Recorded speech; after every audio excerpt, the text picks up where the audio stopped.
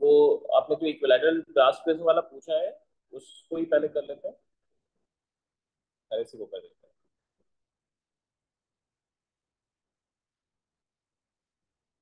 An equilateral glass prism kept on a table has refractive index mu equal to root 2. It is illuminated by a narrow laser beam having power P naught and wavelength lambda. The path of the laser beam inside the prism is parallel to the base of the prism. ये एक important information है हमारे लिए. Path of the laser beam is parallel to the base of the prism. अब उसके बाद प्रश्न पूछा है calculate the change in weight of the prism due to the incident laser beam. Weight में कितना चेंज आएगा वो पूछ रहे हैं। अब ये वेट में चेंज क्यों आएगा, पहले ये पर्सपेक्टिव भी हम सोचें कि क्यों चेंज आ रहा है। आप अगर नोटिस करोगे तो यहाँ पे अगर हम लेजर बीम डाल रहे हैं तो लेजर बीम आने का मतलब है एक स्ट्रीम ऑफ फोटोन से जो इस डायरेक्शन में ट्रैवल करती हुई आ रही है, और फिर लेजर बीम जब रिफ्रैक्ट करके निकल गई है तब वो इस डायरेक्शन में जो फोटोन है वो बाहर निकल गई है। तो फोटोन्स के लिए अगर आप देखोगे तो उसके लिए एक मोमेंटम की चेंज आ रही है, और अगर मोमेंटम चेंज हो रही है तो ऑब्वियसली फोटोन्स के ऊपर फोर्स लगाए। और एक्शन रिएक्शन से आप ये भी सोच सकते हैं कि फोटोन्स ने भी उस प्रिज्म के ऊपर फोर्स लगाई होगी, और अगर फोर्स लगाई है तो कितनी फोर्स लगाई है बस आपको यही कैलकुलेट करनी है। और फोर्स निकालने का तरीका बस यही है, rate of change of momentum find करना। तो हम बस ये फाइंड करने की कोशिश करेंगे कि मोमेंटम का रेट ऑफ चेंज कितना है। इसके लिए हमें क्या जरूरत पड़ेगी, पहले तो पावर जो है उसको हम मोमेंटम के टर्म से कैसे एक्सप्रेस करेंगे। तो पावर जो पी नॉट दे रखा है उसको अगर मैं लिखूं तो this is the total rate of transfer of energy, मतलब जिस रेट से एनर्जी प्रोपागेट कर रही है उस बीम में हम उसकी बात कर रहे हैं। तो डी बाई डी टी की तरह आप इसको लिख सकते हो, और ये डी बाई डी टी को आप ऐसा लिख सकते हो कि किस रेट से फोटोन्स ट्रैवल कर रही है, so rate at which photons are travelling in that beam and multiplied with energy of each photon, आप ये भी लिख सकते हो इसको। और एनर्जी ऑफ फोटोन को अगर आप लैम्डा के टर्म्स मोमेंटम के टर्म्स में लिखो तो आप पी इंटू सी भी लिख सकते हो। तो यहाँ से हम इसको लिख सकते हो this is D N by D T and multiplied with P momentum of each photon multiplied by C. तो यहाँ से अगर आप देखोगे तो D N by D T मतलब rate at which momentums sorry photons are being traveling, count of the number of photons per unit time जो कि उस बीम में ट्रैवल कर रहा होगा, multiplied with momentum carried by each photon, that is giving you P not by C. So P not by C अब मेरे पास indirectly ये मिल गया है कि किस रेट से फोटोन ट्रैवल कर रही है multiplied with momentum of each photon. अब इसको हम कैसे यूज करेंगे, now what we do is, सबसे पहली चीज ये नोटिस करते हैं कि प्रिज्म तो पैरेलल टू बेस, जो बीच वाली रे है वो तो parallel to base of prism हो गई है। तो वहां पे हम जहां पे वो इंसिडेंट और इमर्ज कर रही है तो वहां पे एक एक नॉर्मल ड्रॉ कर लेते हैं झटपट से।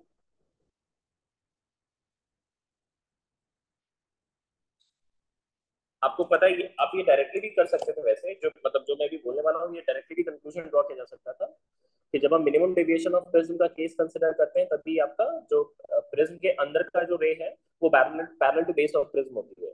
इसका मतलब ये मिनिमम डेविएशन का केस में ऑलरेडी उसने दे रखा है रे के लिए, और मिनिमम डेविएशन ऑफ के केस में इंसिडेंट एंगल और इमर्जेंट एंगल सेम होती है। और अंदर में जो दो रिफ्रैक्टिंग एंगल आपको दिखते हैं, ये वाले दोनों एंगल, ये वाले और ये वाले एंगल, ये दोनों सेम हो जाते हैं। R1 R2 सेम होता है और ये ए के वैल्यू के इक्वल होता है, तो दोनों की वैल्यू को हम इंडिविजुअली यहाँ पे क्लियरली 30-30 मार्क कर सकते थे। अगर वो नहीं भी आपको ध्यान था तो भी आप तुरंत कर सकते थे, ये 60 तो होगा ही क्योंकि ये इक्विलैटरल प्रिज्म दे रखा है। तो यहाँ पे ऑब्वियसली ये एंगल 30 डिग्री और ये एंगल भी 30 डिग्री ही आता है। तो यहाँ से हम क्या कर सकते हैं, ये फाइंड आउट कर सकते हैं कि एंगल ऑफ इंसिडेंस यहाँ पे कितनी रही होगी। तो एंगल ऑफ इंसिडेंस पहले निकाल लेते हैं स्नेल्स लॉ यूज करके। So 1 sin i will be equal to mu जो कि आपका रूट 2 है इनटू साइन ऑफ 30 दे रखा है, तो ये आ गई 1/√2। और इससे आपको ये पता चल गया कि आई की वैल्यू आपको 45 डिग्री मिल गई है। इसका मतलब 45 डिग्री के एंगल पे बीम्स आ रहे थे और 45 डिग्री के एंगल पे वापस से निकल गए। अगर आप ध्यान से देखोगे यहाँ पे तो यहाँ से अगर मैं एक हॉरिजॉन्टल लाइन भी खींचता हूँ, ये वाली एंगल अपने को पता है, दिस एंगल इज 60 डिग्री। यहाँ से एक वर्टिकल लाइन खींचे, ये एंगल हो जाएगी 30। आई आपको पता है ऑलरेडी, आई का वैल्यू था आपके लिए 45, ये हमने ऑलरेडी निकाल लिया। और ये वाली एंगल अगर आप निकालोगे आपके पास आ जाएगी ये 90 में से 45 प्लस 30 चला गया तो 15 आ जाएगा, 15 डिग्री है। हाँ 45 प्लस 45 प्लस 90 है। तो अभी आपके पास सिचुएशन ये है कि स्ट्रीम ऑफ फोटोन्स आपकी आ रही थी इधर से, ये वर्टिकल के साथ अगर 75 बना रही मतलब हॉरिजॉन्टल के साथ 15 डिग्री बना रही होगी। तो ये 15 डिग्री पे ट्रैवल करके आ रही थी। ये फोटोन एक एक फोटोन के बारे में पहले सोचते हैं, फिर सारे फोटोन का अपने आप ही निकल जाएगा। तो फोटॉन्स पी मोमेंटम कैरी करके आ रहे हैं इस डायरेक्शन से, और फिर 15 डिग्री पे वापस से वो बाहर निकल भी जा रहे हैं पी मोमेंटम से। आप इसको कह सकते हैं इनिशियल मोमेंटम पी है, ये फाइनल मोमेंटम भी आपका पी है, एक एक फोटोन के लिए। तो अगर मुझे मोमेंटम का चेंज निकालना है for each photon, delta P for each photon, तो इसकी वैल्यू निकालने के लिए क्या करेंगे, वेक्टोरियली अगर हम करें तो हमें फाइनल मोमेंटम में इनिशियल मोमेंटम को हमें रिवर्ट करके ऐड करनी पड़ेगी। अब रिवर्ट एंड ऐड करें, ये है फाइनल जो कि आपका पी का है, और इनिशियल को हमने रिवर्ट कर दिया। This is negative of initial momentum जिसकी मैग्नीट्यूड पी ही है। अब इन दोनों का वेक्टर्स हमको क्लियरली आप देख सकते हैं, ये नीचे की तरफ आ जाएगा क्योंकि दोनों मोमेंटम सेम ही है। तो ये 75 डिग्री है इधर, और ये भी 75 डिग्री है। तो आपका नेट जो चेंज ऑफ मोमेंटम आ गया डेल्टा पी ऑफ ईच जो आ गई है, that is 2b into cos of 75 degree. ये आपका नेट चेंज इन मोमेंटम आ गया। अब ऐसा मोमेंटम का चेंज एक फोटोन के लिए है, और जो count of number of photons strike कर रहे हैं सरफेस पे वो भी आपको पता है, dn बाई dt आपको पता है। So rate of change of momentum अगर आपको फाइंड करनी है, rate of change of momentum find करनी है, तो इसकी वैल्यू को आप लिख सकते हो यहाँ से, ये dn बाई dt मतलब जिस रेट से आपके फोटोन स्ट्राइक कर रहे हैं per second, multiplied with delta P of each photon, क्योंकि सबके लिए तो सेम चेंज इन मोमेंटम ही आएगी। और अगर count of number of photon striking per time पता है तो उसको बस मल्टीप्लाई करिए, आपको total rate of change of momentum मिल जाएगी आराम से। अब dn बाई dt की वैल्यू आप ऑलरेडी निकाल चुके हैं यहाँ से, dn by dt is P not by P C, तो उसको यूज कर लेते हैं यहाँ पे।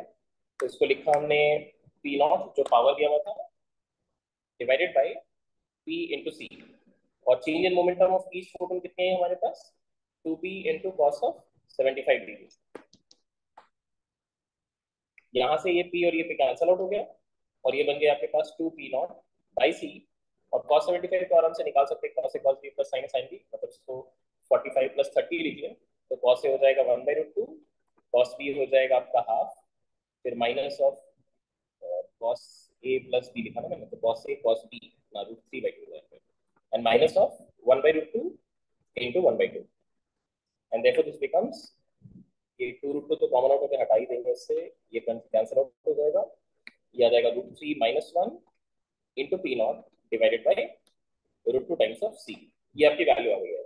अब ये था rate of change of momentum photons के लिए, तो ऑब्वियसली यही फोर्स आपको दे रहा है, तो इतना फोर्स मोमेंट मतलब ये मोमेंटम्स रिसीव मतलब ये फोटोन्स रिसीव कर रहे हैं, तो ऑब्वियसली इतने अमाउंट से क्या होगा, आपका वेट जो है वो घट जाएगा, क्योंकि फोटोन्स को नीचे की तरफ फोर्स लगी है, तो ये ना जो जो आपका प्रिज्म है उसको ऊपर की तरफ फोर्स लगी होगी। तो प्रिज्म के लिए अगर आप देखोगे, अगर प्रिज्म के लिए आप डायग्राम बनाते हैं एक्शन रिएक्शन से, तो इसका खुद का वेट होगा नीचे की तरफ, और जो momentum rate of change of momentum है, ये जो थ्रस्ट आप कह सकते थे इसको, ये थ्रस्ट आपका ऊपर की तरफ होता है, एंड ये होता है √3 minus 1 into P not divided by √2 C.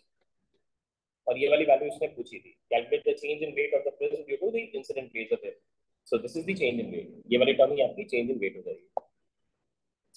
This is change in weight. ठीक है, समझ आ गई? फिर फिर यस सर। ठीक है, मैं एक बार सीक्वेंशियली करता हूँ।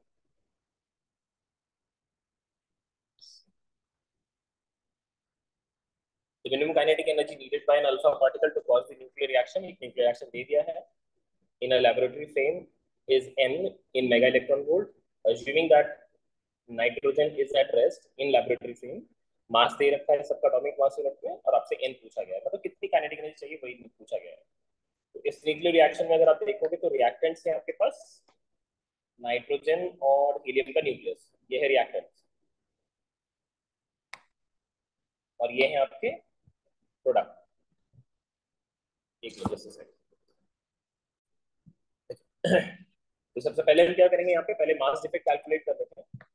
अगर आप मास डिफेक्ट निकालोगे, इसमें पक्का है यहाँ पे ये मास डिफेक्ट एक्सपेक्टेड है कि नेगेटिव आनी चाहिए, क्योंकि अगर मास डिफेक्ट नेगेटिव नहीं आती तो पक्का ये एक रिएक्शन स्पॉन्टेनियस होता है, तो उस केस में आपको कोई एनर्जी देने की जरूरत नहीं पड़ती। हमको एनर्जी वहां पे देने की जरूरत पड़ती है जहाँ पे मास इफेक्ट नेगेटिव आती है या फिर क्यू वैल्यू नेगेटिव आती है। तो ये चीज आप एक बार हम कैलकुलेशन से भी वेरीफाई करेंगे कि इसकी मास इफेक्ट आपकी नेगेटिव आनी चाहिए। तो मास इफेक्ट निकालने के लिए पहले हम क्या करेंगे, मास ऑफ रिएक्टेंस ले लेंगे जो कि आपके पास है 16.006 का। फिर हीलियम के लिए है 4.003 का। मास ऑफ रिएक्टेंट हो गया माइनस मास ऑफ प्रोडक्ट करेंगे, सो 1.008 एंड प्लस दिस इज 19.003। तो ये वैल्यू हो गई आपके पास 20.009 माइनस ऑफ दिस इज 20.011। अगर आप नोटिस करोगे तो यहाँ से वैल्यू ऑलरेडी नेगेटिव आ रही है, 0.002 की वैल्यू आ रही है। एटॉमिक मास यूनिट में ऑब्वियसली है ये एटॉमिक मास यूनिट में। तो ये नेगेटिव आने का मतलब ये है कि आपका एनर्जी रिक्वायर्ड होगा। तो कितनी एनर्जी रिक्वायर्ड होगी इसकी क्यू वैल्यू अगर निकालें, क्यू वैल्यू नेगेटिव आएगी obviously. So Q value of the reaction is delta M multiplied with C square, और इसी को आप यहाँ लिख सकते हैं minus of 0.002 multiplied with 931.5 MeV। ये आपका कन्वर्जन का फैक्टर आ गया। इसको हम ऐसे भी लिख सकते हैं, दिस इज माइनस ऑफ, ये लिख लेते हैं 1/500 लिख सकते हैं इसको आप। और इसके साथ 931.5 मल्टीप्लाई हो गया, ये 100 से चला गया, ये 5 1 फिर 4 3 5 8 3 0 6 3 5। तो ये हो गया आपके पास माइनस ऑफ 1.863 MeV की क्यू वैल्यू है। नेगेटिव आने का मतलब है कि इतना एनर्जी मतलब पॉजिटिव में आपको कम से कम देना पड़ेगा ताकि उसको ये एनर्जी रिएक्शन इनिशिएट करवा पाए। आपको पता है कि जब भी एक पार्टिकल दूसरे पार्टिकल से कोलाइड करते हैं तो फिर कोलिजन में टोटल जो एनर्जी मोमेंटम है और एनर्जी है वो भी आपकी कंजर्व होनी चाहिए। तो अगर आप जो भी कोलाइडिंग पार्टिकल है, जैसे अल्फा पार्टिकल यहाँ पे नाइट्रोजन से आके टकरा रहा है नाइट्रोजन के न्यूक्लियस से, तो आप ये नहीं मान सकते कि उसकी सारी की सारी एनर्जी जो है वो काइनेटिक एनर्जी जो है वो लॉस होके इस नाइट्रोजन के मॉलिक्यूल को मिल गई है। क्योंकि वो कंबाइंड अगर अगर वो सिस्टम डिसइंटीग्रेट भी किया है तो अलग अलग फ्रैगमेंट में भी टूटा है, तो टोटल मोमेंटम ऑफ सिस्टम आपकी चेंज नहीं हो सकती। तो जितनी मोमेंटम लेके आया था वो उतनी मोमेंटम लेके उनको जाना भी पड़ेगा। तो मोमेंटम अगर फॉलो कर रहे हैं तो सारी के सारी एनर्जी को वो इसके एक्टिवेशन के लिए यूज नहीं कर सकते, इस एनर्जी को एक्टिवेट करने के लिए यूज नहीं कर सकते। जो काइनेटिक एनर्जी का लॉस होगा बस वो वाला पार्ट को वो क्या कर सकते हैं यहाँ पे एक्टिवेशन के लिए यूज कर सकते हैं। तो यहाँ पे भी हम सबसे पहले क्या करेंगे, वहां पे वो काइनेटिक एनर्जी अगर आपको ध्यान हो तो वो एक्सप्रेशन हमने क्लास में भी डिराइव किया हुआ है कि काइनेटिक एनर्जी जो रिक्वायर्ड होती है इस तरह के न्यूक्लियर रिएक्शंस के लिए, जो जहां पे भी क्यू वैल्यू अगर नेगेटिव आ रही है तो वहां पे जो भी न्यूक्लियर रिएक्शंस को इनिशिएट करने के लिए जो एनर्जी रिक्वायर्ड होती है वो प्रोजेक्टाइल पार्टिकल के लिए that can be found out using that energy loss का expression half mu into u relative का square, वो काइनेटिक एनर्जी का लॉस दे देगा हमें। और उसके बाद फिर उस काइनेटिक एनर्जी के लॉस को हम क्या करेंगे, एक्टिवेशन एनर्जी के मैग्नीट्यूड से इक्वेट कर लेंगे। तो हमें क्या चाहिए, काइनेटिक एनर्जी का लॉस, काइनेटिक एनर्जी का loss in collision should be greater than और equal to magnitude of Q value होना चाहिए। इस तरह के रिएक्शन जिसमें क्यू वैल्यू नेगेटिव आती है ना, इस तरह का रिएक्शंस को हम एंडोअर्जिक रिएक्शंस भी बोलते हैं। एंडोअर्जिक रिएक्शंस कहा जाता है जहां पे क्यू वैल्यू आपकी नेगेटिव आती है।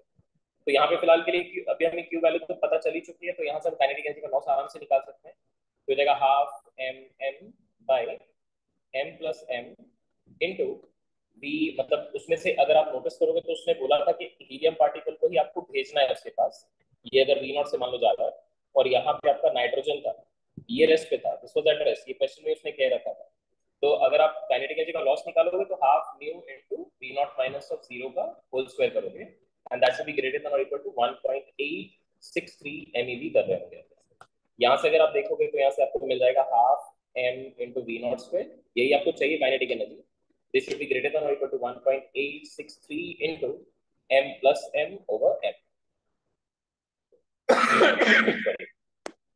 यही चीज अगर हीलियम की जगह अगर इलेक्ट्रॉन होता, मान लो इलेक्ट्रॉन के थ्रू अगर सपोजली हम ये रिएक्शन को करवा रहे होते तब इतना झमेला नहीं होता, क्योंकि इलेक्ट्रॉन का मास जब आप यहाँ पे सब्स्टिट्यूट करते तो किसी भी न्यूक्लियस, सबसे लाइटेस्ट न्यूक्लियस से भी अगर आप उसको कंपेयर करोगे जो कि आपका हाइड्रोजन का है, तो उस केस में ये वैल्यू इतना सिग्निफिकेंट नहीं होता, ये रेशियो ऑलमोस्ट वन ही आ जाता है, ये वाली रेशियो ऑलमोस्ट वन ही आ जाती है।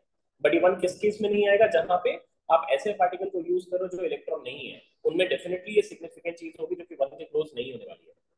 इसीलिए इलेक्ट्रॉन के साथ कोलिजन हो तो कोई बिना इस कंसेप्ट को समझे भी अगर हाफ एम बी स्क्वायर का वैल्यू को 1.863 से इक्वेट कर देता तो भी सही हो जाता। और उसके पीछे रीजन ये क्योंकि इलेक्ट्रॉन बहुत ही लाइट पार्टिकल है, बट अगर ये लाइट नहीं होता तो ये बात आप नहीं कर पाते।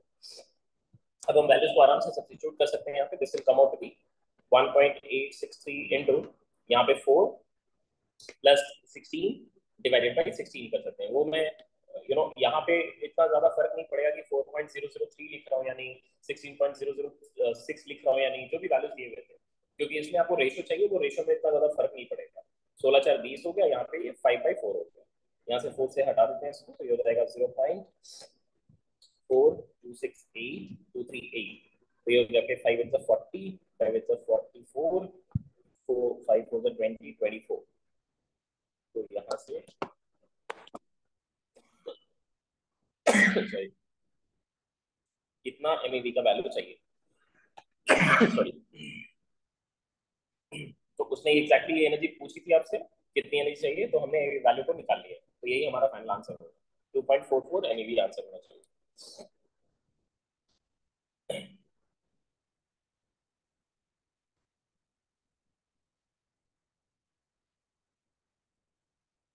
ये भी काफी अच्छा क्वेश्चन है, वो रेडिएशन से रिलेटेड है। A point source of light having power 500 watt is kept at the focus of a lens at of aperture diameter d. The focal length of the lens is 2d/3. Diagram में mark कर रखा उन्होंने। Assume that 40% of the incident light ray is transmitted through the lens and complete transmitted light is incident normally on the perfectly reflecting surface behind the lens. Perfectly reflecting surface है, ये चीज का ध्यान देंगे। ठीक है, अब ये ऑलरेडी फोकस पे रखा हुआ है, तो ऑब्वियस है कि यहाँ से अगर हम जो भी रेज को कंसिडर करेंगे वो सारे रेज यहाँ से क्या होंगे, पैरेलल हो जाएंगे। इसमें से कुछ पार्ट ऑफ रेडिएशन आपकी उस मटेरियल में अब्सॉर्ब भी हो रही है, क्योंकि उसने कह रखा है कि सिर्फ और सिर्फ 40% ही आपका ट्रांसमिट कर रहा है, तो ऑब्वियसली आपका 60% यहाँ से अब्सॉर्ब भी हो चुका है। बट इंटरेस्टिंगली यहाँ से अगर मैं ये देखूँ यहाँ पे कि कितनी लाइट जो है वो यहाँ से बाहर निकली है, मतलब कितनी लाइट बाहर निकली है, अगर ये मुझे ये निकालनी है कि कितनी लाइट यहाँ से बाहर निकली है, ये कैसे निकालेंगे? इसमें हम थोड़ा सा वाइजली सॉलिड एंगल का कंसेप्ट को यूज कर सकते हैं, क्योंकि ये पॉइंट सोर्स है, तो ऑब्वियसली इससे रेडिएशन चारों तरफ निकली होगी 3 डायमेंशनल स्पेस में। जैसे फ्लक्स कैलकुलेशन के लिए आप करते हैं, क्या फ्लक्स कैलकुलेशन अगर आपको करनी है कोई एक पर्टिकुलर डिस्क के थ्रू, सोचो यहाँ पे एक डिस्क बनी हुई है और उस डिस्क के थ्रू फ्लक्स कैलकुलेट करनी है, तो सॉलिड एंगल का कंसेप्ट को आप यूज करते हैं। तो वैसे ही मैं ये फाइंड आउट करना तो की कोशिश कर रहा हूँ कि इस ये जो लेंस है, इस लेंस के अपर्चर में कितनी लाइट इंसिडेंट हुई होगी, कितना फ्रैक्शन ऑफ लाइट इंसिडेंट हुआ होगा इस 500 वॉट का, पहले वो निकाल लेते हैं। उसके बाद उसका 40% को हम क्या करेंगे, ट्रांसमिट करवा देंगे। उसके बाद का कैलकुलेशन आगे का सोचेंगे, पर पहले ये काम करते हैं। ये एंगल को मैं यहाँ पे अगर थीटा मार्क करता हूँ, तो एक बार डायग्राम में चेक करें हम, tan थीटा की वैल्यू में कितनी दी हुई है, ये हो जाएगी d/2 perpendicular by base which is 2d/3। ये एग्जैक्टली आपका 3/4 आ रहा है, मतलब थीटा आपकी 37 डिग्री है। तो अब अगर मैं यहाँ पे अगर पूछूं कि कितनी रेडिएशन आपकी इंसिडेंट हुई है, पावर इंसिडेंट, अगर आपको ये कैलकुलेट करनी है तो यूनिटरी मेथड लगाओ सॉलिड एंगल के साथ। तो टोटल पावर आपका 500 वॉट का था, इसको आप डिवाइड करो 4 पाई स्टेरेडियन में, क्योंकि वो 3 डायमेंशन में 4 पाई स्टेरेडियन में स्प्रेड है। और इस कोन के अंदर में कितनी है, वो हम सॉलिड एंगल कैसे निकालते हैं, 2 पाई इंटू 1 - cos थीटा करके। यहाँ पे थीटा आपकी 37 डिग्री, उसकी वैल्यू को हम यहाँ पे सब्स्टिट्यूट कर देते हैं। तो ये वैल्यू हो गई आपके पास 250 इंटू 1 - cos 37, सो 1 - 4/5 बिकम्स 1/5। तो ये वैल्यू आ गई है 50 वॉट। इसका मतलब 50 वॉट है सिर्फ और सिर्फ जो कि उस लेंस पे क्या हो रही है, इंसिडेंट हो रही है। अब उन्होंने कह रखा है उसका 40% को आपको क्या करना है, ट्रांसमिट करानी है।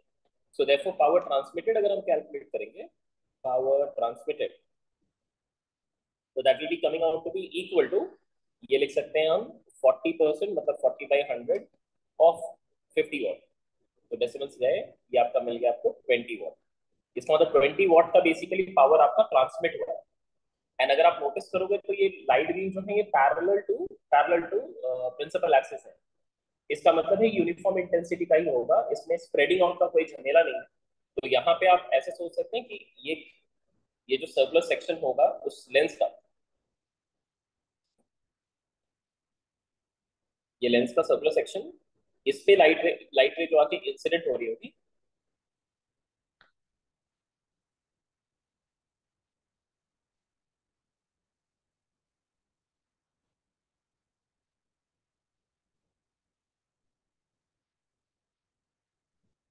ऐसे ये लाइट रे जो इंसिडेंट हो रही होगी, इसमें ये वाली जो टोटल एरिया है इसकी वैल्यू आपको ऑलरेडी पता है, this is pi D by two का स्क्वायर।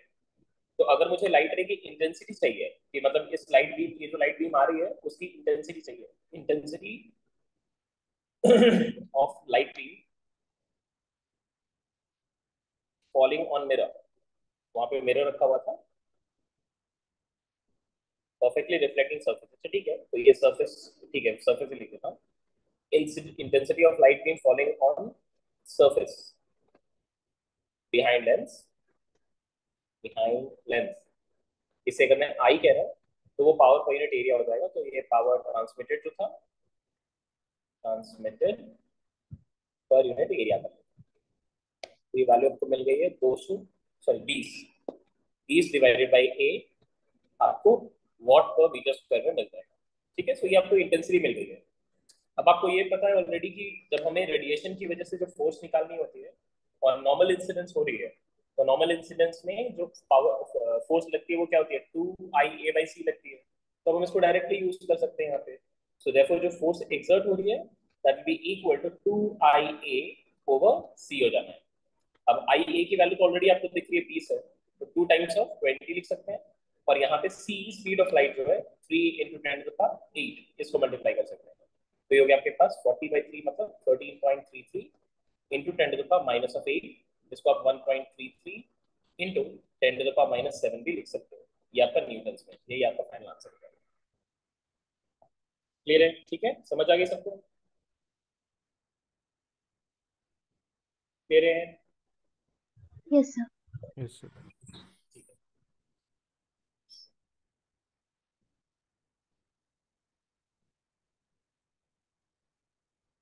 ये भी अमेजिंग क्वेश्चन है, कंसेप्चुअली काफी अच्छा है। देखो आपको बाइंडिंग एनर्जी पर न्यूट्रॉन का ग्राफ तो थोड़ा ध्यान होगा, वो नॉन लीनियर होता है, आपको याद है बाइंडिंग एनर्जी पर न्यूट्रॉन का ग्राफ। एक्चुअली हमने जो प्लॉट किया था वो कैसा था, वो रफली कुछ ऐसा था ना, है ना, ऐसा याद है आपको? इसमें याद है आप सबको ये वाली ग्राफ? सबसे ज्यादा जो बाइंडिंग एनर्जी पर न्यूट्रॉन वाली वैल्यू होती है वो किसकी होती है, Fe56 की होती है। और ये रफली हमने कैलकुलेट की थी 8.8 MeV का आया था। इसी पे कुछ अप्रोक्सीमेशन उसने करके दे रखे हैं ताकि हम इस क्वेश्चन को सॉल्व कर सकें। और उसके लिए उन्होंने क्या किया है, उन्होंने बोल दिया है कि यहाँ पे आप बाइंडिंग एनर्जी पर न्यूट्रॉन कर्व को 56 तक मानो लीनियरली इंक्रीज कर रही है और 56 के बाद लीनियरली डिक्रीज कर रही है, बट इंक्रीज का रेट हाई है और डिक्रीज का रेट लो है, वो ऑब्वियसली आपको आगे क्वेश्चन में पढ़ के पता चल जाएगा। The graph of binding energy per nucleon versus mass number for various nuclei has been approximated as up to 2 linear components as shown in the figure. The slope of the line for A greater than 0 and less than 56 is 0.16, and the slope of line for A greater than 56 is minus of 0.012. देखो आपको slope का काफी value कम दिया हुआ है second वाले part के लिए। The binding energy of helium nucleus is 11 times the value predicted by the shown graph due to its very stable structure. ठीक है, तो जो भी आपको इस ग्राफ से बाइंडिंग एनर्जी की वैल्यू मिलेगी हीलियम के लिए, आपको ये मान के चलना है कि उसके लिए 11 टाइम्स आपको और वैल्यू लेना पड़ेगा। अब उन्होंने बोला estimate the minimum mass number A of a nucleus for it to exhibit alpha decay. अब क्वेश्चन पे पहले तो समझे कि हमको क्यों एक मिनिमम मास नंबर चाहिए। अगर कोई भी एक न्यूक्लियस मान लेते हैं X, let say we have a nucleus X जिसके लिए मुझे एटॉमिक नंबर पता है जेड है, मास नंबर ए है। ऑब्वियसली ये अनस्टेबल होगा, तभी ये अल्फा डीके पे जा रहा होगा, तो ये कन्वर्ट हुआ वाई पे। और ऑब्वियसली अगर यहाँ पे अगर मैं दिखा रहा हूँ कि मेरे पास एक हीलियम का न्यूक्लियस मिला है तो वो 2 4 का मिला है, तो बैलेंसिंग ऑफ इक्वेशन करेंगे तो इधर टोटल चार्ज आपको जेड दिख रहा है और इधर 2 ऑलरेडी निकल चुका है, तो चार्ज बैलेंसिंग करेंगे तो यहाँ पे आपको Z-2 दिखना चाहिए। फिर टोटल नंबर ऑफ न्यूक्लियस यहाँ पे ए है, यहाँ पे आपने 4 ऑलरेडी निकाल दिया है, तो बाकी बचा आपका A-4, वो यहाँ पे दिखना चाहिए आपको, दिस शुड बी A-4 जो कि यहाँ पे आपका दिखेगा।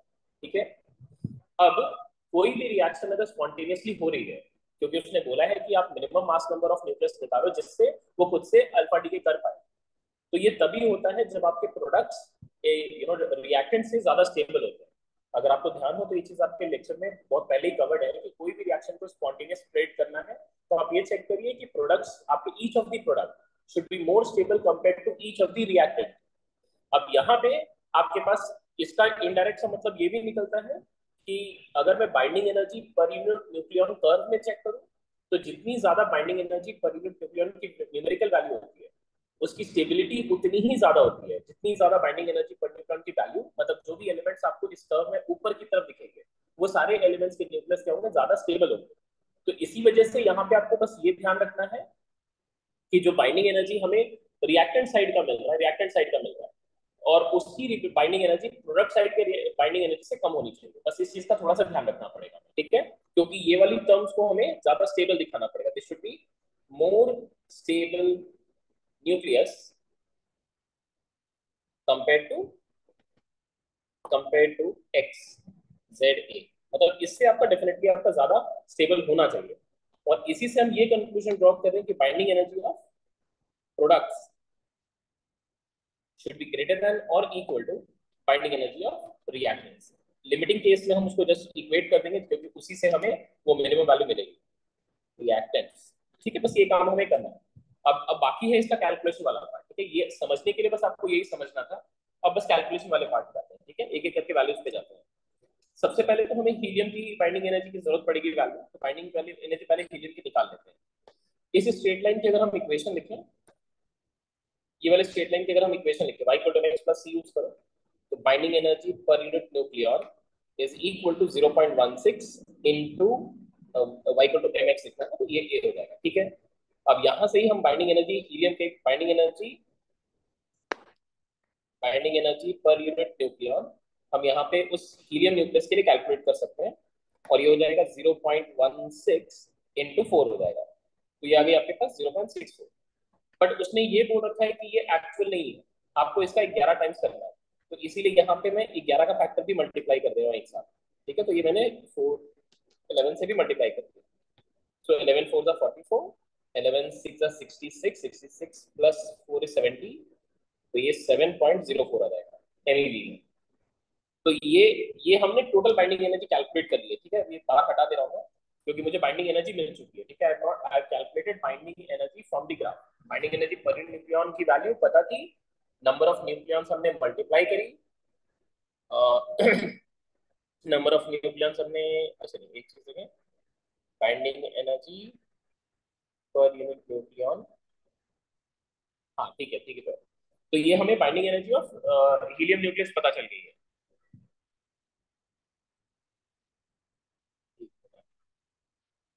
4 से मल्टीप्लाई किया फिर 11 से मल्टीप्लाई किया,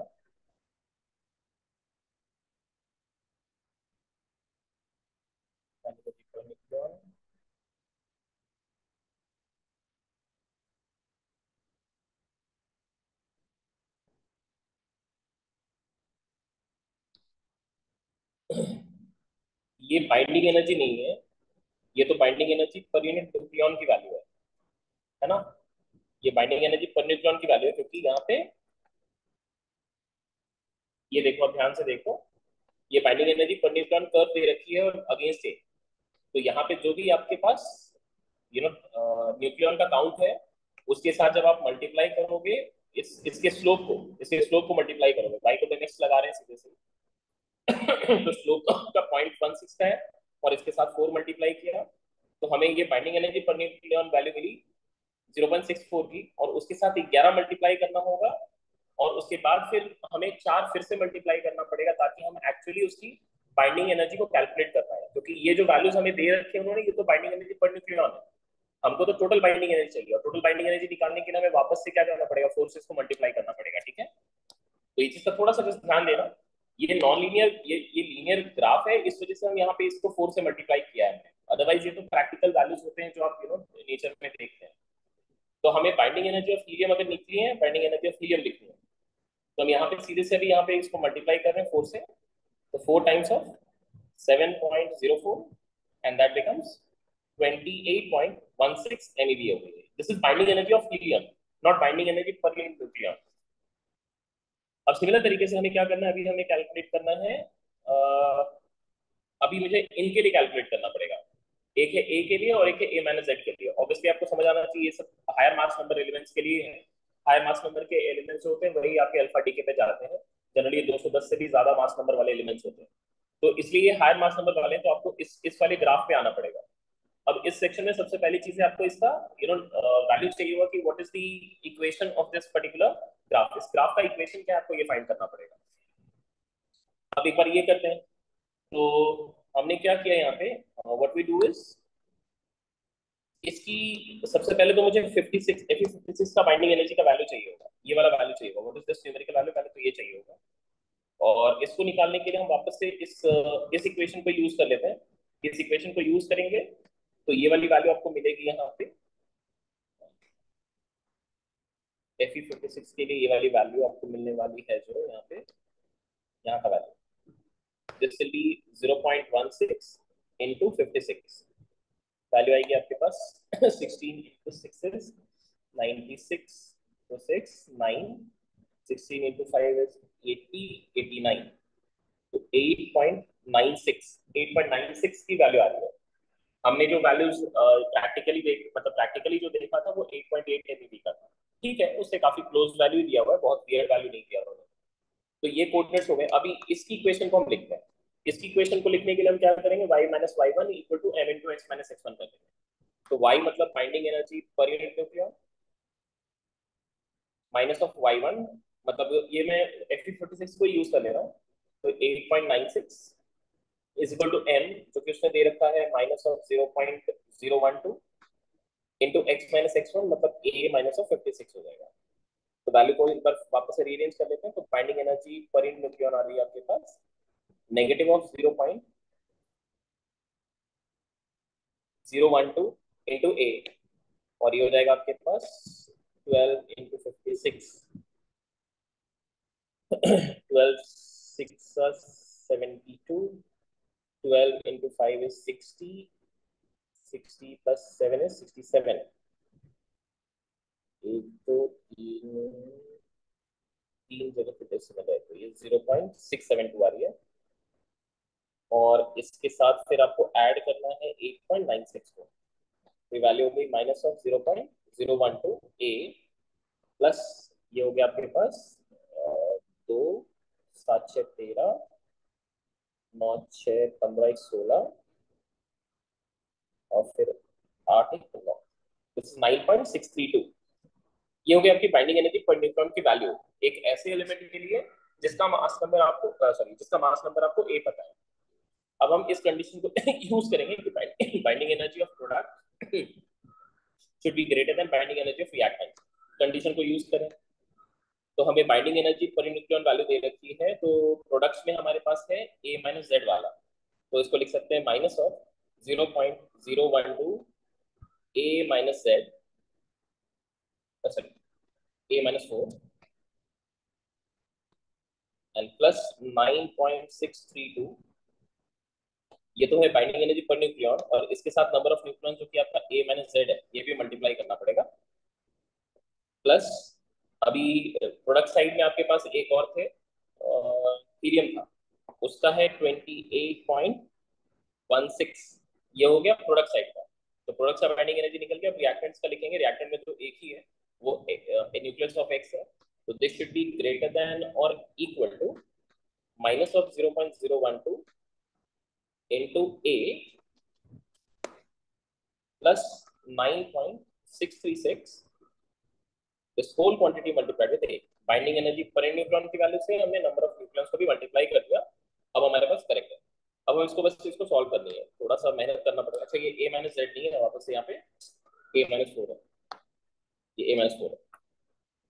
अब इसको बस सॉल्व करनी है अपने को, थोड़ा सा मेहनत करना पड़ेगा। ये हो जाएगा आपके पास minus of 0.012 into A minus 4 का whole square plus A minus of 4 into 9.636 plus 28.16 should be greater than or equal to minus of 0.012 a square plus 9.636 a। ये 9.636 है, तो ये आपस में कट जाएंगे ये दोनों वैल्यूज। तो हमारे पास जो बच रहा है, ये बच रहा है minus of 0.012 into A square plus 16 minus of 8a। plus 28.16 minus of 6 4s are 24, 6 3s are, sorry, 4 3s are 12 plus 2 14, फिर 4 6 are 24 25, 2 4 9s are 36 38, 38.554. This should be greater than or equal to negative of 0.012 a square. ये वाला term फिर से cut गया आपस में, फिर बचा हमारे पास, इस टर्म को इधर डिवाइड कर देते हैं, छोटा होगा तो 16 minus of 8a should be greater than और इक्वल टू, यहाँ पे 38.544 माइनस ऑफ 28.16, तो हो जाएगा 4 8 4 1 चला गया 3 और ये 0 जाएगा, तो ये हो गया आपके पास 0.384 डिवाइडेड बाय 0.012। अच्छा, इनइक्वालिटी में चेंजेस आएंगे, ये प्लस होगा ये माइनस होगा, क्योंकि यहाँ पे नेगेटिव है, ये वाला टर्म तो इधर चला गया तो वो प्लस हो गया, यहाँ पे प्लस कर दिया था, इसको डिवाइड किया, हाँ इनइक्वालिटी करेगा, ठीक है। अब इसको एक बार करते हैं, यहाँ से ये डेसिमल हटा दें यहाँ से। 4 का फैक्टर है ये, तो 4 का 3, 4 9 का 36, 2 4 4 8 का, ये तो ऑलमोस्ट 33 से चला जाएगा, और यहाँ से 8a आपको मिल रहा है, शुड बी ग्रेटर देन और इक्वल टू 33 प्लस 16। क्या कुछ कैलकुलेशन मिस्टेक हुआ? Sir, that is 10.384. कौन सा बेटा? So the subtraction will be 10.384, not the 0. हाँ, तभी मैं सोची इतना बड़ा डिफरेंस कैसे आ रहा है, 10 आ जाएगा, ये 200 से बड़ा आना चाहिए था, और 200 से बड़ा दिख नहीं रहा था, तो इसलिए पता चल रहा था कि कुछ ना कुछ तो मैंने गड़बड़ करी। ये 10 है, ठीक है। अभी ये डिसिमल हटा के फिर से कैलकुलेशन कर लेते हैं, 4 3 सा ये हो जाएगा, 4 2 सा 8, फिर 2 3 4 5 सा 20, 3 8 4 9 सा 36, 4 8 सा, ठीक है।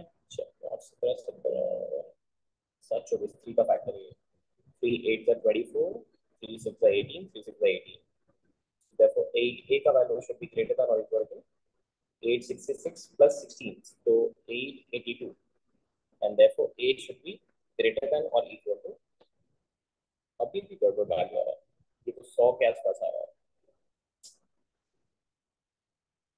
882 by 8, ये 110 ऑलमोस्ट ऑलमोस्ट, बट ये 200 से ज्यादा, 210 से भी इनफैक्ट ज्यादा आना चाहिए था, कुछ ना कुछ तो गड़बड़ कर रहा है।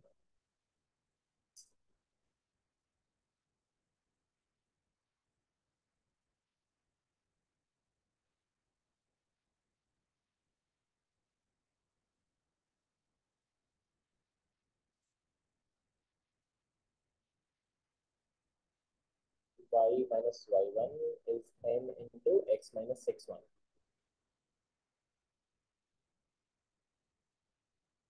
56 into this। अच्छा, इसको एक काम करते हैं, इसको आप मेथड तो सीख चुके हैं, एक बार क्रॉस चेक कर लेना कैलकुलेशन में, क्योंकि अभी कैलकुलेशन चेक करने के कटिंग चेक तो फिर काफी टाइम लग जाएगा, ठीक है। इसको छोड़ते हैं, इसका कैलकुलेशन एक बार बस आपको चेक करने की जरूरत है, मैं भी चेक कर लूंगा वैसे, और कैलकुलेशन आपको बता दूंगा कहाँ पे मिस्टेक हुआ है, ठीक है। कंसेप्ट तो आप समझ चुके हो सभी को, कंसेप्ट समझ आया सभी को ना? Yes, sir. Yes, sir. ठीक ठीक है, तो फिर आगे बढ़ते हैं, इस पे टाइम वेस्ट नहीं।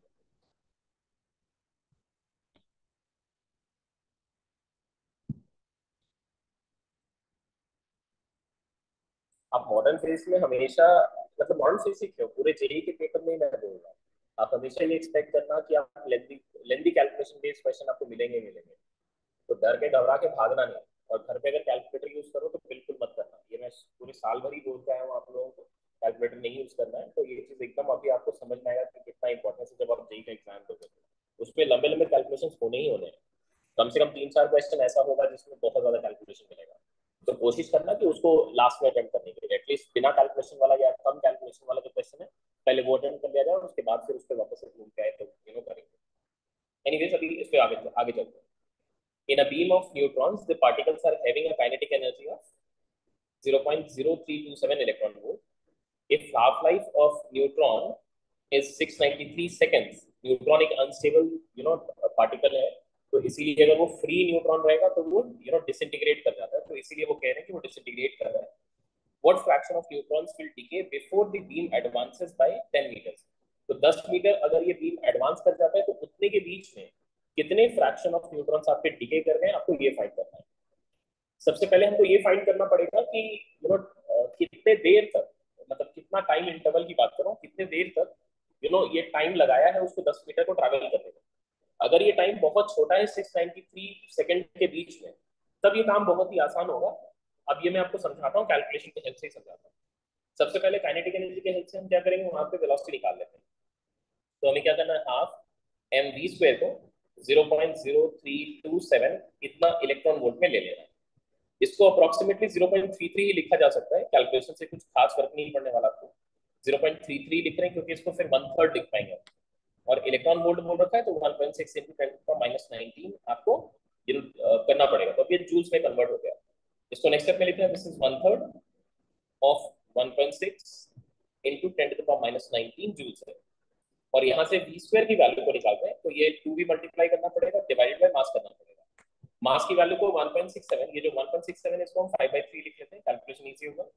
तो 5/3 इंटू यहाँ पे आपको वैल्यू मिलेगी 10⁻27 होगा, या 27 लिखिए, 10⁻27 आएगा. यहाँ से एक बार वैल्यू देख लेते हैं, तो ये 3 और ये 3 कट जाएगा तो आपस में. यहाँ पे 3.2 हो गया, 16 into 2 is 3.2 divided by 5, and फिर यहाँ से 10 का ऊपर चला जाएगा तो 10⁸ आ जाएगा. सही कर रहा हूँ मैं, 10⁸ ऊपर, यस. तो एक काम करते हैं, इसको ऐसे लिख लेते हैं. यह गई आपके पास सर. हाँ बोलो बोलो. सर फर्स्ट पे ওটা 0.033 হবে. हाँ 0.033 तो আমি কি লিখেছি 0.033 देखो, 0.033 आएगा. तो यहाँ पे एक एक्स्ट्रा 10 का फैक्टर आएगा यहाँ पे, है ना. अभी ठीक है ना, ठीक है. हाँ. अभी यहाँ पे भी एक एक्स्ट्रा 10 का फैक्टर आएगा. ये डेसिमल हटा दो तो यहाँ पे एक 10 का फैक्टर आ जाएगा. तो ये हो जाएगा 6.4 और इंटू 10⁶ हो गया. तो यहाँ से अगर वेलोसिटी फाइंड आउट करें तो हो जाएगा आपके पास √6.4, मतलब ये हो जाएगा 2.5 से थोड़ा ज्यादा वैल्यू आएगा, 2.55 के आसपास आना चाहिए. क्योंकि 2.5 का स्क्वायर करेंगे तो 625 आएगा, तो 6.25 आएगा, उससे थोड़ा बड़ा वैल्यू, एंड इंटू 10⁻³ मीटर पर सेकंड में आ रहा है. अब देखो अगर टाइम इंटरवल निकालें कि कितना टाइम लगा उसको 10 मीटर को क्रॉस करने में, तो 10 डिवाइडेड बाय 2.55 इंटू 10⁻³ कर सकते हैं. तो वैल्यू आपको मिल रही है 1/2.55 इंटू 10⁻² सेकेंड्स. या फिर आप इसको ऐसे भी कर सकते हो, 10 डिवाइड बाई 10⁻³ कर देते हैं, ये आसान लिखेगा. इसको 10 ही रहने देते हैं, एंड 10 आपको -3 कर देते हैं सेकेंड्स में. और ये अप्रोक्सीमेटली अगर आप देखोगे तो 4 मिली सेकेंड्स है, 4 इंटू 10⁻³ सेकेंड्स का टाइम आ रहा है. हाफ लाइफ कितना था, हाफ लाइफ जो है, हाफ लाइफ आपको दी हुई है 693 सेकेंड्स. क्वेश्चन में 693 सेकेंड्स आपको दिया हुआ था, और ये बहुत बड़ा है. अगर आप देखोगे तो 4 इंटू 10⁻³ सेकेंड्स के लिए. तो क्या हम ये मान सकते हैं कि ये जो टाइम इंटरवल उसने दे रखा है ये ऑलमोस्ट dt के जैसा लगेगा आपको, क्योंकि डिके करने का रेट जो है 693 सेकेंड्स में उसका कंसंट्रेशन आपका हाफ होगा. तो 4 इंटू 10⁻³ सेकेंड्स जो है वो तो एकदम बिल्कुल बहुत ही नेग्लिजिबल टाइम इंटरवल के जैसा है. तो this can be in this time interval, we can assume that the decay rate is almost constant. In this short time interval,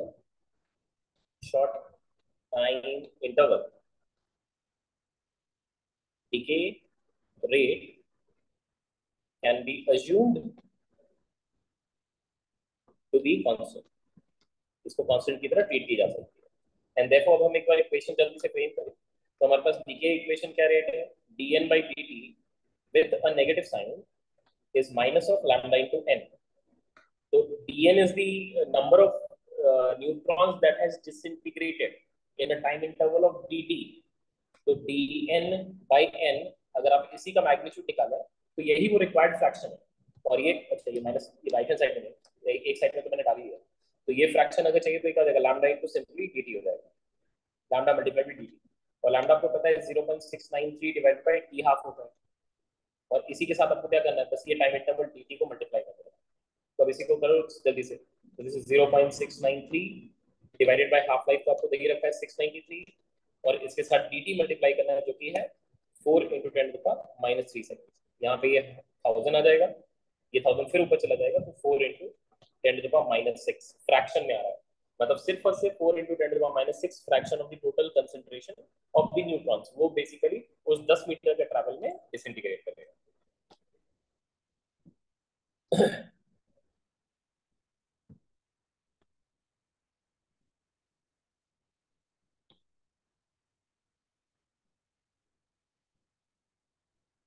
A particle of mass m is trapped between two perfectly rigid parallel walls. अगर ऐसा situation है, यहाँ पे एक parallel, दो parallel walls दे रखे हैं और इसके बीच में कोई एक पार्टिकल है जो ट्रैप है। The particle bounces back and forth between the walls without losing any energy. कोई एनर्जी का लॉस नहीं हो रहा है, मतलब इलास्टिक कोलिजन आपको मान के चल रहे हैं। From a wave point of view, मतलब आप इसको आप वेव की तरह ट्रीट करिए, मतलब पार्टिकल का मूवमेंट नहीं ट्रीट करके इसको वेव का ट्रीटमेंट देना है। The particle trapped between the walls is like a standing wave in a stress ring between the walls. Distance between the two walls is L. मतलब अब आपको यहाँ पे स्टैंडिंग वेव फॉर्म करनी है। स्टैंडिंग वेव फॉर्म करनी है तो ये एक पॉइंट है, एक एंड का मीडियम का, और ये दूसरा एंड है मीडियम का, और ये दोनों एंड आपके नोड्स होने चाहिए, फिक्स एंड्स हैं। तो वहां पे आपको नोड्स बनाने हैं और बीच में आप मल्टीपल नोड्स को इंसर्ट कर सकते हैं। अगर वो nth हार्मोनिक में अगर ऑसिलेट कर रहा होगा तो n नंबर ऑफ लूप्स आपके बीच में इंसर्ट होने चाहिए। अब उसमें यही कह रखा है, calculate the energy difference between the third energy state and the ground energy state, lowest energy state and third energy state के लिए पूछा है उसने। अब अगर मैं इसके लिए अगर मैं कैलकुलेट करूं कि एनर्जी कितनी आएगी, एनर्जी कैलकुलेट करने के लिए सबसे पहले हमें वेवलेंथ कैलकुलेट करना पड़ेगा। तो वेवलेंथ कैलकुलेट करने के लिए हमें पता है कि इस एल को हम यहाँ पे लिख सकते हैं, दिस इज nth हार्मोनिक के टर्म्स से लिखे तो n टाइम्स ऑफ λ/2 लिख सकते हैं। ये nth हार्मोनिक में अगर ऑसिलेट कर रहा होगा तो उसके लिए लेंथ की वैल्यू को n टाइम्स ऑफ λ/2 लिख सकते हैं। और यहाँ से इसको लिखें तो ये n/2, और लैम्डा को हम लिख सकते हैं h/p, और p हमारे लिए बनता है √2me। तो यहाँ से बन जाएगा ये √2m टाइम्स ऑफ e बन जाएगा। और इसी को यहाँ से थोड़ा सा रीअरेंज कर लें तो यहाँ से स्क्वायर कर लेते हैं, तो यहाँ से ये l² हो जाएगा, this is n²/4, this is h²/2 times of m into e आ रही है। तो यहाँ से अगर आप देखोगे तो एनर्जी की एक्सप्रेशन आपको मिल रही है, this is n² into h²/8m into l² आ रहा है। इसका मतलब एनर्जी जो है वो क्या है, प्रोपोर्शनल टू n² आ रही है। तो आप जैसे जैसे n की वैल्यू बढ़ाते जाओगे, मतलब नंबर ऑफ लूप्स अगर इंसर्ट करते जाओगे ज्यादा, तो उसमें एनर्जी भी क्या होगी, n² के प्रोपोर्शन में बढ़ती जाएगी। मतलब अगर एक सिंगल लूप होगा तो उसके साथ एनर्जी जो एसोसिएटेड होगी, अगर मान लो उसको E0 ले रखा है आपने, तो अगर 2 लूप इंसर्ट कर दोगे तो एनर्जी एसोसिएटेड आपका 4 गुना हो जाएगा। 3 लूप एसोसिएट कर दोगे तो फिर उस केस में 9 गुना हो जाएगा। That is what you are getting from here. तो यहाँ से अब उसने बोल रखा है आपको energy difference between third energy state and ground energy state calculate करनी है। तो हमें E3 minus of E1 calculate करनी है, और ये तो क्लियरली आपको दिख रहा है यहाँ पे 9 - 1, मतलब ये 8 हो जाएगा।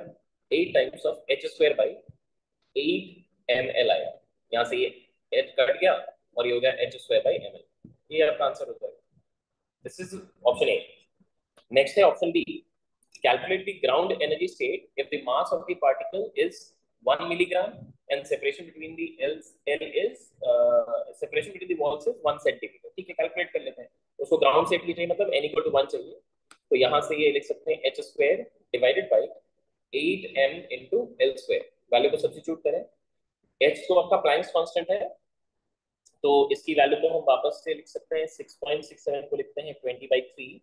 स्क्वायर करना है तो 2 बार लिख रहे हैं 20/3, और 10⁻34 उसका स्क्वायर करना है तो 10⁻68 हो गया, डिवाइडेड बाय 8 मिलीग्राम मतलब 10⁻3, फिर l² मतलब 10⁻4 हो जाएगा। इसको ऊपर ले जा सकते हैं यहाँ से, तो वैल्यू हमें मिलेगी 4 3 7 2 9। तो 10 के पावर में तो आपके पास आ गया 10⁻59 आ गया। और इसके साथ जो बच रही है आपके पास ये 2, ये 2, और यहाँ पे आपका O2। तो यहाँ पे बच रही है आपके पास 1/3 3 9 9 2 18। 18 इंटू 10⁻15 59 जूल्स। आप सोचो इतनी छोटी एनर्जी है इसकी डाउन शिफ्ट में। समझ आ गई सबको? समझ आ गई? Yes, sir. ठीक है।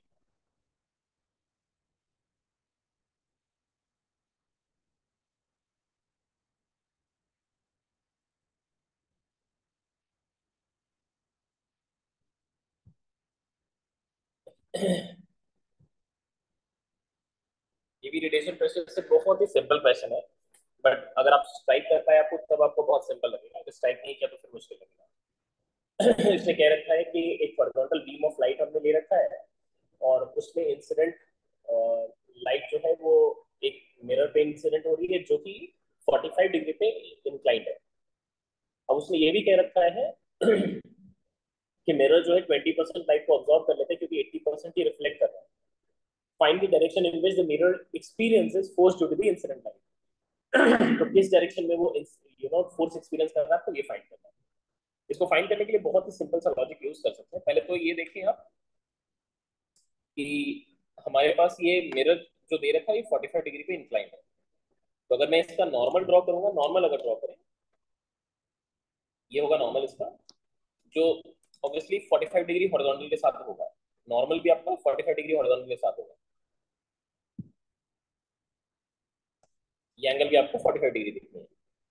अब उसने कह रखा है यहाँ से लाइट रे आ रही है, तो आपको ये सोचना है यहाँ से एक स्ट्रीम ऑफ फोटॉन्स आ रही होगी एक सर्टेन मोमेंटम लेके, और यहाँ से जब ये रिटर्न जाएगी टकरा के फिर रिटर्न जा रही है, ऊपर हो जा रही है। क्यों? क्योंकि एंगल ऑफ इंसिडेंस और एंगल ऑफ रिफ्लेक्शन सेम होना चाहिए, इसलिए आपको ये पता चल गया कि ये सारे ऊपर की तरफ ट्रैवल कर रहे हैं। अब ये सोचो कि अगर मैं यहाँ पे नंबर ऑफ इंसिडेंट फोटॉन्स अगर ले रहा था dn/dt, मतलब पर यूनिट टाइम जो dn/dt जिसका नंबर ऑफ फोटॉन्स लिख रहे थे, तो यहाँ से जो रिफ्लेक्ट कर रहा होगा वो बेसिकली आपका 0.8 टाइम्स ऑफ dn/dt कर रहा होगा। ठीक है, बाकी सारे क्या हो गए होंगे? अब्सॉर्ब हो गए होंगे।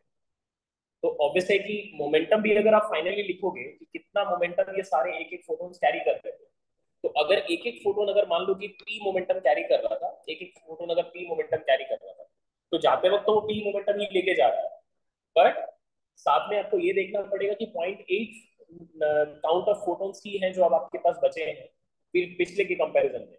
तो ऑब्वियसली जो टोटल मोमेंटम कैरिड है वो भी आपका क्या होगा, 0.8 के फैक्टर से घट जाएगा।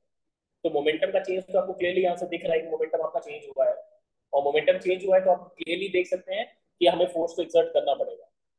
तो अभी हम न्यूटन थर्ड लॉ यूज कर लेते हैं, क्योंकि उसने बोला है कि मिरर किस डायरेक्शन में फोर्स एक्सपीरियंस कर रहा है। हम उसका उल्टा कर लेते हैं, हमने ये सोच लेते हैं कि फोटोन को किस डायरेक्शन में फोर्स एक्सपीरियंस किया है वो निकाल लेते हैं। तो फोर्स एक्सपीरियंस बाय फोटोन अगर निकालनी है तो हमें क्या करना पड़ेगा, final momentum minus initial momentum, बस हमें ये change in momentum of photons बस ये चेक करना है कि ये मोमेंटम का चेंज उसका किस डायरेक्शन में आ रहा है।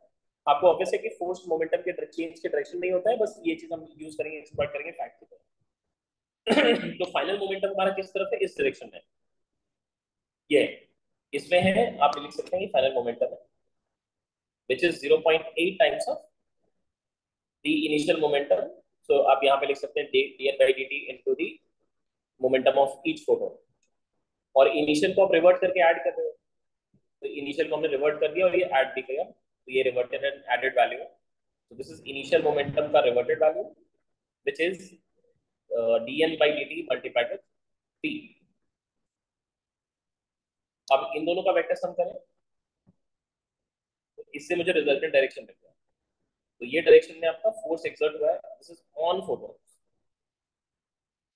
तो ऑब्वियस है कि जो आपके sorry, वो मिरर ने जो फोर्स एक्सपीरियंस की होगी उसके ऑपोजिट डायरेक्शन में एक्सपीरियंस करे होगी। सो this is force on mirror. अब आप क्लियरली निकाल सकते हैं यहाँ से, ये एंगल अगर मैं थीटा मार्क कर लूँ तो ये एंगल भी थीटा हो जाएगा ऑब्वियस है। तो ये थीटा तो हम आराम से निकाल सकते हैं, tan थीटा की वैल्यू आप डायग्राम से चेक कर लो, 0.8 आ रही है अभी, और tan थीटा 0.8 है, मतलब थीटा आपका tan इनवर्स 0.8 या फिर आप 4/5 भी लिख सकते हो। ये आपका फाइनल आंसर हो जाएगा। समझ आई सबको? क्लियर है? Yes, sir. Yes sir.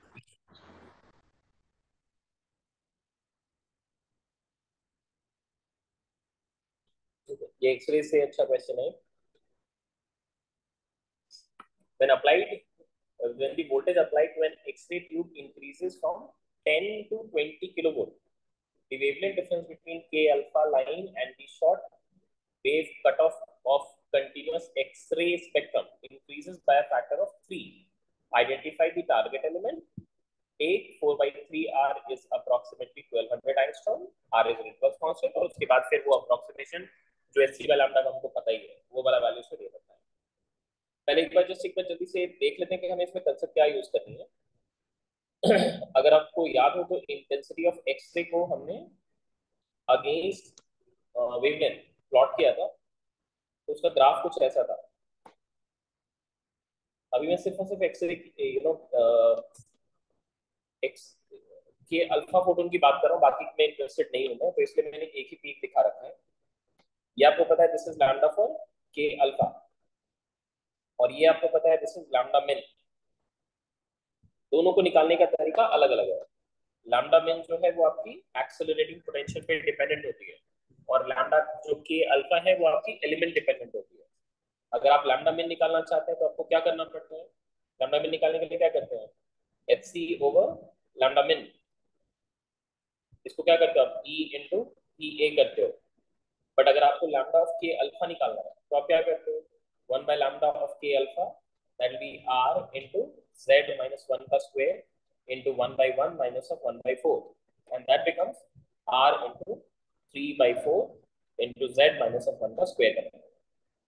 उसने क्या कह रखा है? उसने आपको बोल रखा है इन दोनों के डिफरेंस के बारे में बोल रखा है। वो कह रहे हैं कि ये दोनों का आप जब डिफरेंस कैलकुलेट करोगे, ये डिफरेंस इसको डेल्टा लैम्डा कहते हैं, तो ये जो डिफरेंस है वो आपका 3 गुना फैक्टर से चेंज हो जाता है जब आप एक्सेलरेटिंग पोटेंशियल को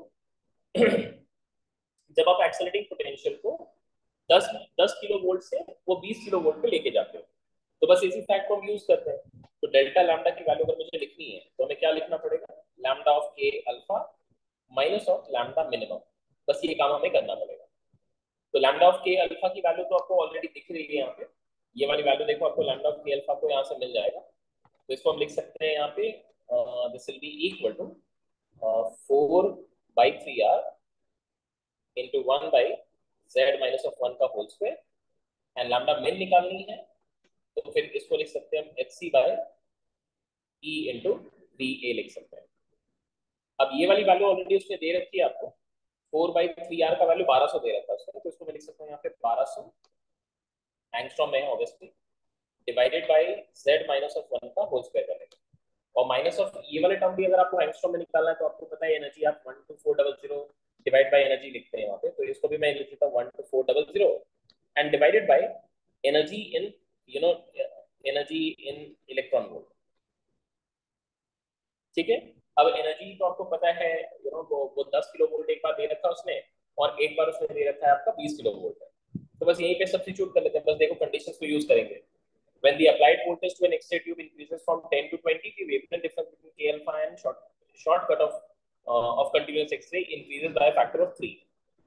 तो इसका मतलब है अगर मैं 12400 divided by z minus of 1 का स्क्वायर करूं minus of 12400 divided by energy की जगह 20 किलो मतलब 10⁻³ डाल दूं, तो ये वाली वैल्यू आपको मिलनी चाहिए 3 गुना of 12400 divided by z minus of 1 का square minus of 12400 divided by 10 into 10⁻³ मिलनी चाहिए। ठीक है। अब एक बार कैलकुलेशन जल्दी से देख लेते हैं। ये 2 डेसिमल इधर से चला जाएगा, इसका भी 2 डेसिमल इधर से चला जाएगा, और यहाँ से वैल्यू आपको मिलेगी ये 2 10 से हो जाएगा, ये 2 आपका 62 से हो जाएगा, और फिर वैसे ही यहाँ से अच्छा इधर कुछ नहीं है, ये 1200 300 3 गुना 1200 तो ये हो जाएगा 2 times of 1200 by z minus 1 का square. This should be equal to, ये टर्म इधर गया तो ये टर्म इधर लाना पड़ेगा, तो ये हो जाएगा 1.24 माइनस ऑफ 0.62 आ रही है। अच्छा नहीं नहीं नहीं, गलत कर दिया, यहाँ 3 गुना भी तो है, 3 टाइम्स ऑफ 1.24 होगा और इसके साथ आपका 0.62 सब्ट्रैक्ट होगा, करेक्ट है। ये वैल्यू आ रही है आपके पास 3.72 माइनस ऑफ 0.62, ये आ गया आपके पास 3.1 एंड देयरफॉर आपके पास z माइनस 1 का वैल्यू स्क्वायर में दिस इज 2400 डिवाइडेड बाय 3.1 आ रही है।